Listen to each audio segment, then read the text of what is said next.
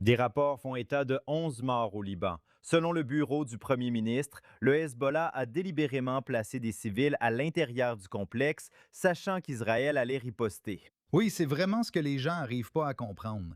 En fait, je parlais justement à ma mère qui m'a appelé. C'est une Américaine, elle m'a demandé ce qui s'est passé au Liban. J'ai dit, Maman, le monde ne peut vraiment pas comprendre à quel point ces gens sont mauvais. Ils ont attaqué nos forces dans la zone de sécurité. Donc, selon la zone de sécurité, on parle de seulement quelques kilomètres de la frontière israélienne. Nos gars sont en train de démanteler l'infrastructure. Un drone suicide arrive et les attaque, en violation de l'accord qui avait été conclu, l'accord de cessez-le-feu.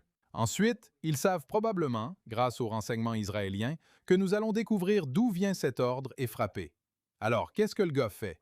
Il prend, apparemment, des civils, d'après ce que je lis, sa propre famille, et les emmène dans un quartier général militaire. Je veux dire, qui ferait ça? Écoutez, tout l'accord de cessez-le-feu repose vraiment sur une seule chose. Le Hezbollah ne peut pas être dans l'équation.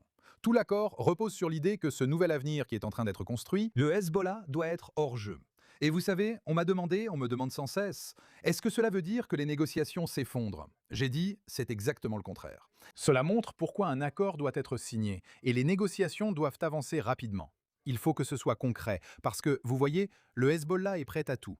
Et vous savez, cette frappe, ce n'est pas seulement qu'ils ont frappé nos soldats. D'où ont-ils frappé? Ils ont frappé directement depuis la zone du château de Belfort, la crête d'Altaïr, n'est-ce pas?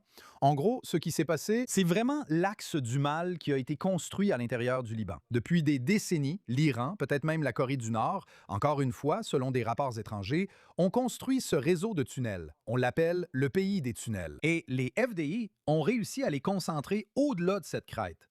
Et ils savent qu'ils sont sur le point de perdre toute leur position. C'était leur deuxième ligne de défense. Et donc, ils essaient, avant que nous nous rapprochions, d'attaquer nos troupes parce qu'ils savent qu'ils sont sur le point de disparaître.